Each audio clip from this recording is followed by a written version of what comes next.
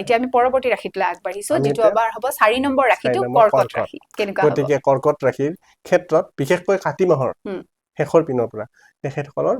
ভাগ্যৰ কিছু পৰিৱৰ্তন হৈছে তেখেতসকলৰ শৰীৰ সুন্দৰ যাব তেখেতসকলৰ আয়ৰ যিটো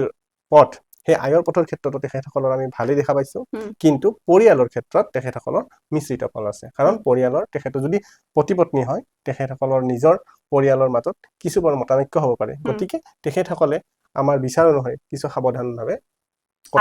কথা কওঁতে অকমান ধৈৰ্য সহকাৰে আগবঢ়াটো পৰিয়ালৰ মাজত দৰকাৰ আৰু তাৰ লগতে আছে তেখেতসকলৰ আয়ৰ ক্ষেত্ৰত তেখেতসকলৰ সম যদি তেখেতৰ 2 টকা ইনকাম কৰিছে খৰচো 2 টকাই হ'ব গতিকে তেখেতসকলে নিজে যত্ন কৰি সেই 2 টকাৰ পৰা 1 টকা ৰাহি কৰিবলৈ যত্ন কৰিব লাগিব আৰু তেখেতসকলৰ শুভ সংখ্যা হৈছে 3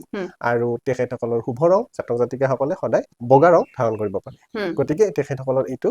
মানি চলিলে তেখেতসকলৰ যিটো নৱেম্বৰ মাহৰ ফল বা তেখেতসকলৰ মিশ্ৰিত ফলৰ লগতে তেখেতসকলে কিছু পৰিমাণে যিখিনি বেয়া প্ৰভাৱ নোহোৱা কৰিব পাৰিব আৰু প্ৰতিদিনে ৰাতিপুৱা সূৰ্য প্ৰণাম কৰিলে তেখেতসকলে যিখিনি তেখেতসকলৰ পৰিয়ালৰ লগত হোৱা মতানৈক্য সেইখিনিৰ পৰা শুভ ফল পাব হয় তাৰ পৰা আপোনালোকে পৰিত্ৰাণ পাব বিশেষকৈ কথা আচলতে আমি অধিক সাৱধান হ'ব লাগে কথা কওঁতে আমাৰ নিজৰ মানুহখিনিৰ লগতহে আত্মীয়সকলৰ সৈতেহে কিয়নো আমি আত্মীয়সকলৰ সৈতেহে আমাৰ গোটেই জীৱনটো পাৰ কৰো গতিকে তেওঁলোক সন্তুষ্ট হৈ থকাটো তেওঁলোকৰ সৈতে আমাৰ কিমান মধুৰ সম্পৰ্ক আছে তাক লৈ পেলাইহে আমাৰ গোটেই কাৰণ জীৱন চক্ৰটো তেওঁলোকৰ মাজতে ঘূৰি নাথাকে জানো গতিকে আমি আনক সন্তুষ্ট কৰাতকৈ বা আনৰ সৈতে আমি আজিকালি বেছি গুৰুত্ব দিওঁ যে আমাৰ বন্ধু বান্ধৱ তেওঁলোকৰ সৈতে বেছি গুৰুত্ব দিওঁ কিন্তু সেই ঘৰ কেতিয়াবা এনেকুৱা হয় যে ঘৰৰ যে আত্মীয়খিনি যে ঘৰৰ মানুহখিনিক আমি ইগনোৰ কৰো বা হ'ব দে মাহে হ'ব দে দেউতাহে হ'ব দে এইটো কাৰণে আমাৰ কেতিয়া পৰিয়ালৰ মাজত এতিয়া অকম বিভেদৰ বা মতানৈক্য বৃদ্ধি হৈছে গতিকে আমি যাতে সেইখিনি নহয় তাৰ কাৰণে লক্ষ্য ৰাখিলে নিশ্চয় আমাৰ পৰিয়ালবিলাক সুন্দৰ হ'ব হয়